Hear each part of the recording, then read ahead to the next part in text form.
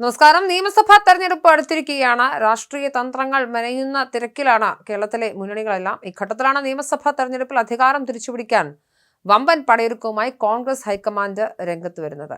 ഇത്തവണ ഏറ്റവും പ്രധാനപ്പെട്ട ചർച്ചാ വിഷയം രമേശ് ചെന്നിത്തലയുടെ നേതൃത്വമാണ്. പാർട്ടിയുടെ പ്രചരണ തന്ത്രങ്ങൾ മെനയാനും പോരാട്ടം നയിക്കാനുമുള്ള സുപ്രധാന സമിതികളെ പ്രഖ്യാപിച്ചപ്പോൾ പരിചയസമ്പത്തും യുവത്വവും ചേർന്നുള്ള വിന്നിംഗ് ഫോർമുലയ്ക്കാണ് കേന്ദ്ര നേതൃത്വം മുൻഗണന നൽകിയിരിക്കുന്നത്. മുതിർന്ന നേതാവ് രമേശ് ചെന്നിത്തലയെ പ്രചരണ സമിതിയുടെ അമരക്കാരനായി നിയമിച്ചതോടെ തെരഞ്ഞെടുപ്പ് ഗോതയിൽ കോൺഗ്രസ് ആദ്യ സന്ദേശം നൽകിക്കഴിഞ്ഞു. കൂട്ടായ നേതൃത്വമാണ് നിയമസഭാ തെരഞ്ഞെടുപ്പിനെ നേരിടുന്നതിന് പാർട്ടി മുന്നോട്ട് വയ്ക്കുന്നത്. ദേശീയ തലത്തിലും സംസ്ഥാന രാഷ്ട്രീയത്തിലും ചെന്നിത്തലയ്ക്കുള്ള അഗാധമായ അനുഭവ സമ്പത്ത് വോട്ടായി മാറുമെന്നാണ് പാർട്ടിയുടെ കണക്കുകൂട്ടൽ. ആഗോളതലത്തിൽ ശ്രദ്ധേയനായ ശശി തരൂർ എംപിയെ പ്രചരണ സമിതിയുടെ സഹ അധ്യക്ഷനായി നിയോഗിച്ചത് നഗര കേന്ദ്രീകൃത വോട്ടുകളും നിഷ്പക്ഷ വോട്ടുകളും ലക്ഷ്യമിട്ടാണ്. യുവാക്കളുടെയും താഴെത്തട്ടിലുള്ള പ്രവർത്തകരുടെയും ആവേശം ചോരാതിരിക്കാൻ യുവതുർക്കി ഷാഫി പറമ്പലിനെ പ്രചരണ സമിതി കൺവീനറായും പാർട്ടി നിയോഗിച്ചു കഴിഞ്ഞു. എല്ലാ നേതാക്കളെയും അംഗീകരിച്ചിട്ടുണ്ട്. ഇതിനൊപ്പം ചെന്നിത്തലയ്ക്ക് താക്കോൽ സ്ഥാനം നൽകുകയും ചെയ്തു. തരൂരിനെയും ചേർത്ത് നിർത്തുന്നു എന്നതും പ്രത്യേകതയാണ്. തരൂർ സംസ്ഥാനത്തുടനീളം പ്രചരണത്തിന് പോകും. ജൻസികളെ പാർട്ടിയോട് ചേർത്ത് നിർത്തും. ഭരണവിരുദ്ധ വികാരം വോട്ടാക്കി മാറ്റാനുള്ള പ്രകടന പത്രിക തയ്യാറാക്കാൻ ബെന്നി ബെഹനാനെയാണ് ചുമതലപ്പെടുത്തിയിരിക്കുന്നത്. കൊടിക്കുന്നിൽ സുരേഷാണ് പ്രകടന പത്രിക സമിതിയുടെ സഹ അധ്യക്ഷൻ. രമേശ് ചെന്നിത്തല ഉൾപ്പെടെ കരുത്തുറ്റ സമിതിയാകും വരും ദിവസങ്ങളിൽ കേരളത്തിലുടനീളം പ്രചരണ കൊടുങ്കാറ്റ് അഴിച്ചുവിടുക. ഗ്രൂപ്പ് സമവാക്യങ്ങൾക്കപ്പുറം വിജയസാധ്യത മാത്രം മുൻനിർത്തിയാണ് നീക്കം.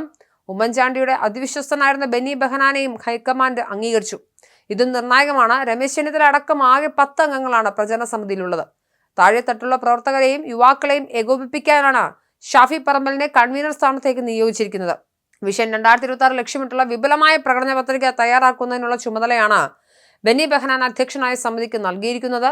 നിയമസഭാ തെരഞ്ഞെടുപ്പിൽ കോൺഗ്രസിന്റെ പ്രചരണ സമിതിയിൽ ഹൈബി ഈഡൻ എംപി, MLA-മാരായ റോജി എം ജോൺ, CR മഹേഷ്, മാത്യു കുഴൽനാടൻ എന്നിവർക്കൊപ്പം രമ്യ ഹരിദാസ്, M ലിജു, ദീപ്തി മേരി വർഗീസ് എന്നിവരും അംഗങ്ങളാണ്.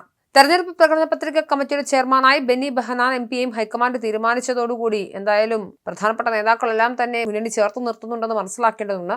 എംപിമാരായ ഡീൻ കുര്യാക്കോസ്, ജബി മേത്തർ എന്നിവരും പ്രകടന പത്രിക കമ്മിറ്റിയിൽ അംഗങ്ങളായി വരും. എന്തായാലും വരാനിരിക്കുന്ന നിയമസഭാ തെരഞ്ഞെടുപ്പിൽ അധികാരം തിരിച്ചുപിടിക്കാൻ ലക്ഷ്യമിട്ട് പരിചയസമ്പത്തിനെയും യുവത്വത്തെയും സമന്വയിപ്പിക്കുന്ന മാസ്റ്റർ പ്ലാനാണ് കോൺഗ്രസ് ഹൈക്കമാൻഡ് വിഭാവനം ചെയ്തിരിക്കുന്നത്. ഗ്രൂപ്പ് താൽപര്യങ്ങൾക്കപ്പുറം വിജയസാധ്യതയും ഐക്യവും മുൻനിർത്തിയുള്ള നീക്കമാണെന്നും സമിതിയുടെ ഘടന വ്യക്തമാക്കുന്നു. ദേശീയ സംസ്ഥാന രാഷ്ട്രീയത്തിൽ ദീർഘകാലത്തെ അനുഭവ സമ്പത്തുള്ള രമേശ് ചെന്നിത്തലയെ പ്രചരണ സമിതിയുടെ തലപ്പത്ത് പ്രതിഷ്ഠിച്ചത് പാർട്ടിയുടെ കരുത്തുറ്റ നീക്കമാണ്. പാർട്ടിക്കുള്ളിലെ എല്ലാ വിഭാഗങ്ങളെയും ഒരേപോലെ കൊണ്ടുപോകാനുള്ള അദ്ദേഹത്തിന്റെ കഴിവും ഭരണവിരുദ്ധ വികാരം വോട്ടാക്കി മാറ്റാനുള്ള തന്ത്രങ്ങളും തെരഞ്ഞെടുപ്പിൽ എന്തായാലും നിർണായകമാകും. ആഗോളതലത്തിൽ ശ്രദ്ധേയനായ ശശി തരൂരിനെ പ്രചരണ സമിതിയുടെ സഹ അധ്യക്ഷനാക്കിയത് കൃത്യമായ ലക്ഷ്യത്തോടെ തന്നെയാണ്. എന്തായാലും നഗര കേന്ദ്രീകൃത വോട്ടർമാർക്കിടയിലും യുവാക്കൾക്കിടയിലുമുള്ള അദ്ദേഹത്തിന്റെ സ്വാധീനം വോട്ടായി മാറുമെന്നും പാർട്ടി പ്രതീക്ഷിക്കുന്നു. സംസ്ഥാനത്തുടനീളം പ്രചരണം അദ്ദേഹം നടത്തുന്നു. നിഷ്പക്ഷ വോട്ടുകളെ കോൺഗ്രസിലേക്ക് അടുപ്പിക്കുമെന്നും പാർട്ടിയുടെ പ്രതീക്ഷയുണ്ട്. ഷാഫി പറമ്പിൽ കൺവീനർ ആകുന്നതോടെ താഴെത്തട്ടിലുള്ള പ്രവർത്തകരും യുവാക്കളും ആവേശഭരിതരാകും. എന്തായാലും കോൺഗ്രസ് സമഗ്രമായി തെരഞ്ഞെടുപ്പിനെ അഭിമുഖീകരിക്കാൻ ഒരുങ്ങുകയാണ്.